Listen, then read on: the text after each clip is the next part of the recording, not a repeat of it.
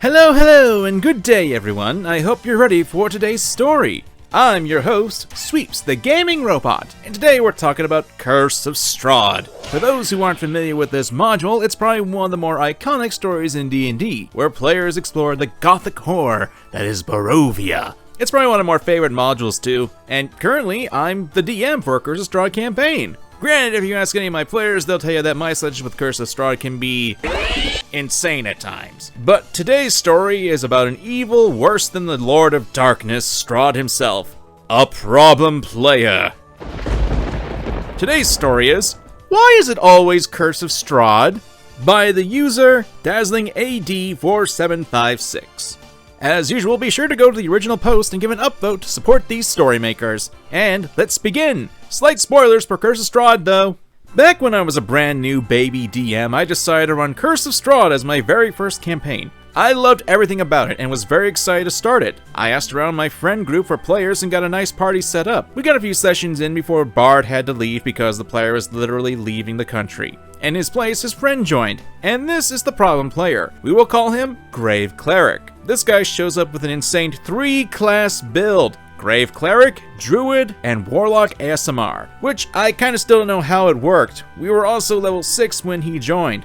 Grave Cleric kept telling me that he would give me his backstory and never did, and I also never got to see his character sheet. But I was new and didn't know any better and thought it wasn't gonna be a problem. Oh no! Alright, this isn't a point against the OP or anything like that, but advice for those looking to become DMs in the future, and I apologize for interrupting so early. Always ask for the character sheets! As the DM, you are God, and as God, you're supposed to know what your players are capable of and not doing. This is from abilities to what their stats are to even physical traits. The backstory is just as important as it can allow the DM to tailor-make scenarios that can be enticing for the player. Part of the reason why I mostly play D&D online, more specifically Roll20, is because I have access to the character sheets, and I can make sure that my players aren't cheating. Not that I don't trust my party, but as a DM you can also double check for mistakes and issues in the sheet. If a player tries to hide their character sheet, from my experience, that's a sign that this kind of player shouldn't be in your game. The DM is not the player's enemy, but rather the partner in crime, setting up cool scenarios and challenges that can bring out the best in the player and their character. Great, my sappy protocols took over. Let's get back to the story.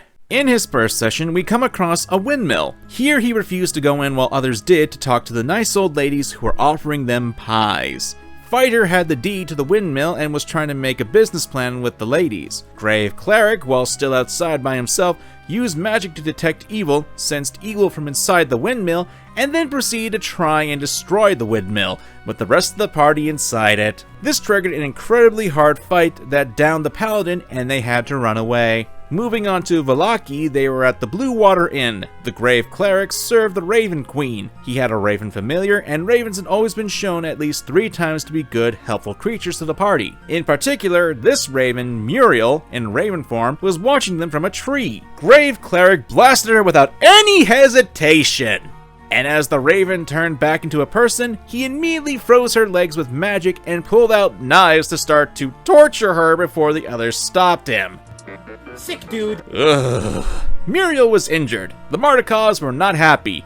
I was dumbfounded, and the party was annoyed with the Grave Cleric. Next, they were trying to sneak into the Burgermaster's mansion. Grave Cleric got caught. When asked what he was doing by the guards, he just spread his stupid ASMR wings like they would do anything and was put in jail for the night. The rest of the party was coming to get him. They were trying to bribe a guard into letting him out, but the Grave Cleric thought it was going badly and panicked. He used Fireball on his cell and burned down the jail, killing 3 guards trying to escape. The party then had to flee the city. Fighter was very angry and threatened to kill Grave Cleric's character if he did not chill the F out. Here I had a talk with the player and he promised to do better. Let it be known that I'm never one to give credit, but OP did the right thing with this situation. Communication with your players is the best way to solve these issues. Players make mistakes and can be honest. Like, if I give my own story from Curse of Strahd, one of my own players was trying to rescue a character named Bluto from drowning. Due to some bad rolls, however, Bluto needed to be resuscitated.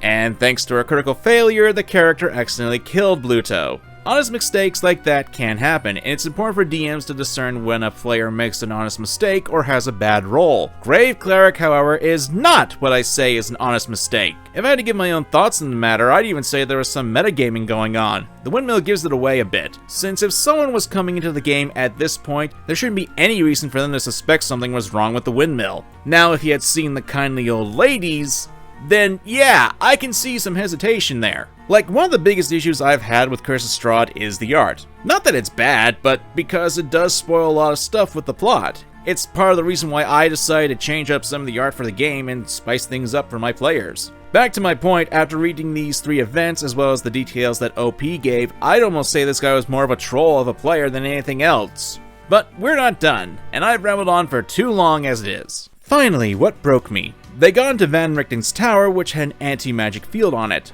Once again, Grave Cleric refused to go inside because of the anti-magic field and stood outside while the others did all the puzzles and got to the top. Oh shit, here we go again. Once again, Grave Cleric tried to destroy the tower for being anti-magic? I don't really know why, but Fighter threatened him out of character if he tried. When they left, they were attacked by a group of werewolves, and after the fight, they found Esmeralda, who had been captured and tied up. Grave Cleric refused to untie her and tried to torture her into giving him information, and also stole her things. Thankfully, the rest of the group stopped him again from torturing her, but she was, of course, upset. Grave Cleric threatened her, but failed his intimidation roll, and Esmeralda called him a little man. Grave Cleric looks at me and says, "I kill her." Esmeralda, who was their ally in the card reading, then had her throat slit. Jesus Christ! Boy, that escalated quickly. The other players were mad, and I had had enough.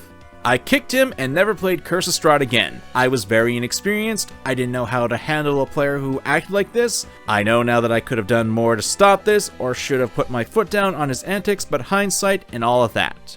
End of story. Oh, come on, OP, don't be like that. I know you had a bad experience with a bad player, but you shouldn't let that sour your experiences with Curse of Strahd. It's a really good module, and one that I really enjoy. Now, for some tips for new DMs who might be watching this. Tip number 1. Always know what's on your player's character sheets.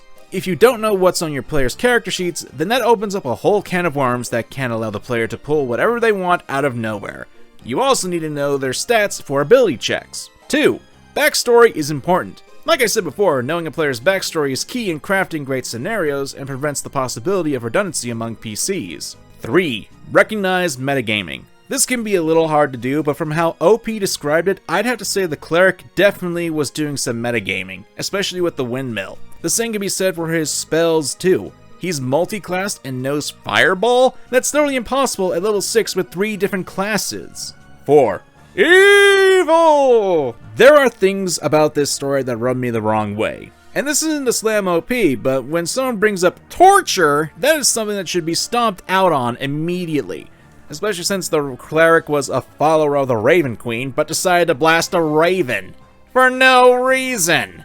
I'm surprised he didn't lose his powers because of it. 5. Knowing when to talk to or kick a player. The moment there's a problem, that's when the DM needs to pull the player aside and talk to them. If the player continues to cause problems like this, or is refusing to actually participate with the rest of the party, then that's when they should be kicked from the game. If you don't do this immediately, these issues will continue to crop up and will make the situation worse. In any case, with the advice given and the story over, the video must come to an end. Thank you all for watching, and I hope you enjoyed this video. Be sure to like, subscribe, and leave a comment down below. I'm Sweeps. Thank you for watching, and have a lovely day today.